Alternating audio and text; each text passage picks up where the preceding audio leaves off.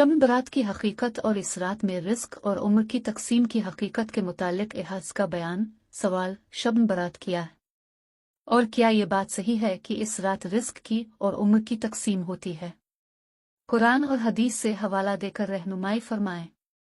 जवाब, शाबान की 15वीं शब बरात कहलाती है, यानी वो रात जिसमें मखलूक को गुनाहों से बुरी कर दिया जाता है। तकरबा अलिफ 10 सहाबा किराम रजी अल्लाह अन्हुम से इस रात के मुतालिक अहादीस मनकूल हैं।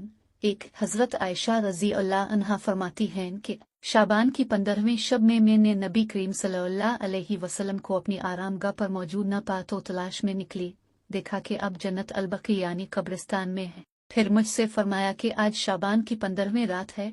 इस रात में अल्लाह ताला आसमान दुनिया पर नुज़ूल फरमाता है और कबीला बनी कलब की बकरियों के बालों की तादाद से भी ज्यादा गुनाहगारों की बख्शिश फरमाता है। दूसरी हदीस में है, इस रात में इस साल पैदा होने वाले हर बच्चे का नाम लिख दिया जाता है। इस रात में इस साल मरने वाले हर आदमी का नाम लिख लिया जाता है। इस रात में तुम्हारे अमाल उठाए जाते हैं और तुम्हारा रिस्क उतारा जाता है। 3, एक रवायत में है कि इस रात में तमाम मखलूक की मग़फ़िरत कर दी जाती है सिवाय 7 अशख़ास के।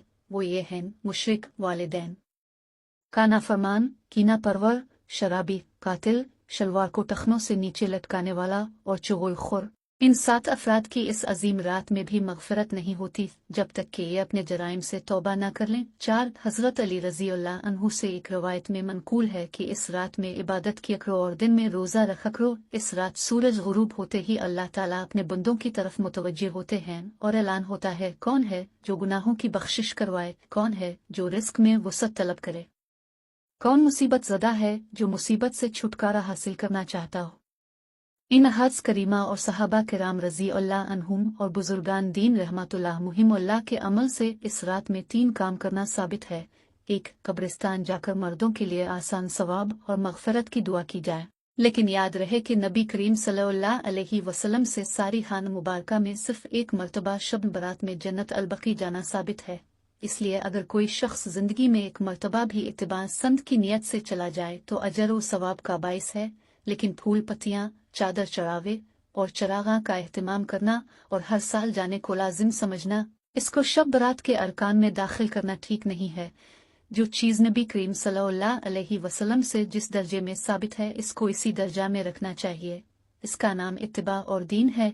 2, इस रात में नवाफिल, तिलावत, ज़िक्र-ओ-अज़कार का एहतमाम करना। इस बारे में ये वाज़ेह रहे कि नफ़ल एक ऐसी इबादत है जिसमें तन्हाई मतलूब है। ये खुलवत की इबादत है, इसके ज़रिया इंसान अल्लाह का कुर्ब हासिल करता है। लिहाजा नवाफिल वगैरह तन्हाई में अपने घर में अदा करके इस मौका को गनीमत जाने। नवाफिल की जमात और मखसूस तरीका अपनाना दुरुस्त नहीं है। ये फजीलत वाली रातें शोर शब और मेले इज्तिमा मुनक़्क़िद करने की रातें नहीं हैं, बल्कि गोश तन्हाई में बैठ कर अल्लाह से ताल्लुकात उस्तवार करने के कीमती लम्हात हैं। इनको ज़ाय होने से बचाएं। 3, दिन में रोज़ा रखना भी मुस्तहब है।